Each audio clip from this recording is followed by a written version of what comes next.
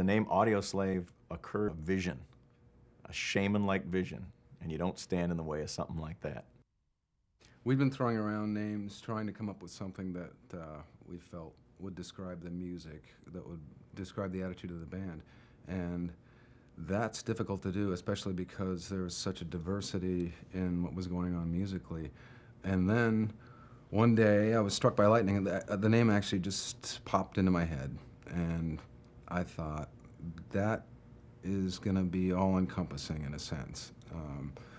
We all love to make records, we all love to write music, we're having a great time doing it, and you know, ultimately it's for pretty outspoken people, and the only thing that we really put ahead of anything else is music.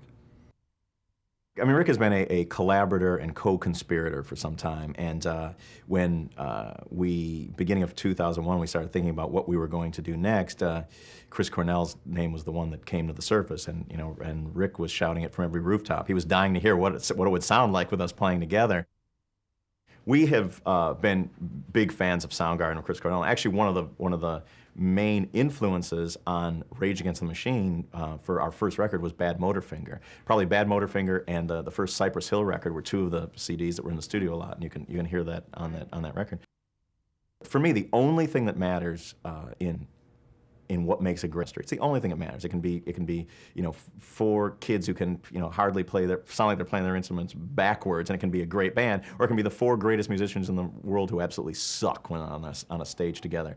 And so it wasn't a given that Chris, you know, that was going to melt, and that's why it was, you know, it's an amazing, you know, stroke of luck and blessing that it worked out the way it did. Because Chris, not only is he great, but he's great with us.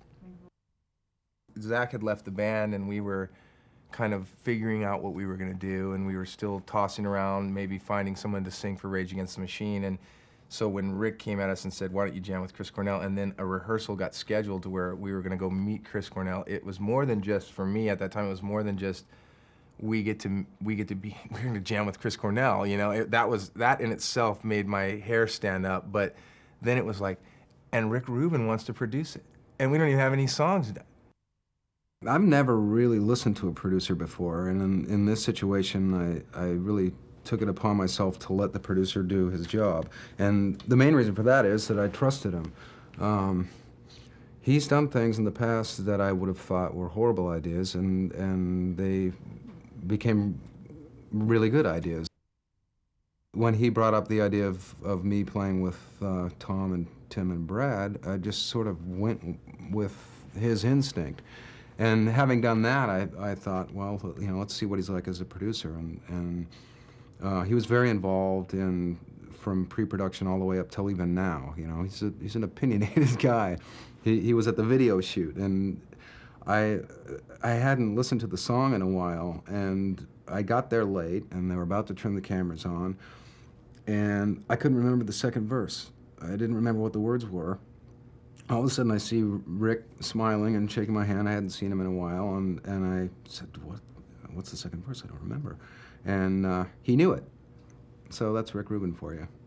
We worked with him with Renegades, the Renegades record, and I felt like he was a great addition kind of to us, and he had great ideas and good comments, and he records records really well, I think. So for us, and that coupled with the fact that he introduced Chris to us, made perfect sense that he should do this record.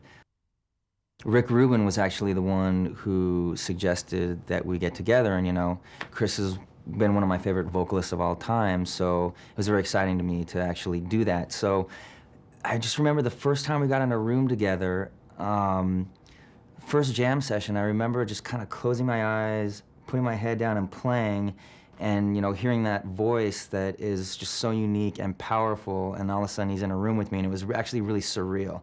And it was awesome. And from, you know, the first time that we jammed, there was a chemistry between the four of us that was there, and that is not an easy thing to find. You can find someone who's great, but when you put them in a situation, if the chemistry's not right, it's not going to be good. And so I feel very fortunate that one, we got one of the greatest singers, and two, the chemistry worked.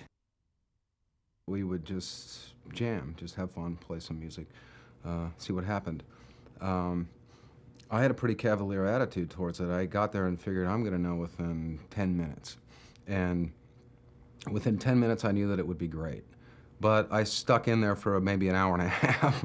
And then they were ready to just keep going, and I stopped and said, I had a great time, and I think we can be a band. And I think that was a little fast for everybody, but within a couple of days, I think we had 7 songs anyway. And the songs, if you have 7 songs and you're writing more, then you kind of are a band whether you know it or not. The first time we got together, we just jammed together, and we decided, well, let's just try writing some songs. And I think the first 3 days of rehearsal with Chris, we wrote Exploder, Light My Way, and Bring 'Em Back Alive. And at that point, we went, this is good. And it was shortly thereafter that we decided that we were going to be a band. I mean, it was, when we first talked with Chris, it was important for us for there to be understanding that we didn't want to do a project. We didn't want to do a one-off. We didn't want to do, you know, a quick cash-in album between, you know, superstars of the 90s. We wanted to be a band, and more than that, we wanted the next thing that we did to be the best thing that we'd done. We wrote about 21 songs in 19 days, and it was the most fertile creative period in our careers, and it was awesome. The band, of course, having written a lot of songs together, and then having a new guy who was influencing those songs, was really ready for a pretty big change. And I think Light My Way was a pretty safe bet. You know, it's riff rock with me singing on it, and we loved the song, but it started the process of really kind of blowing the whole thing open, where we didn't know where it was going to go, and every day we were surprised by the next thing, and it kept getting more and more different than we would have expected, and we were happy about that. Virtually every single song was written with all 4 in the room, which I think is the first time since the very early days of Soundgarden that I had that experience. And it very much was like fully collaborative from every member, from the very first day to the very last song, and then all through the recording process.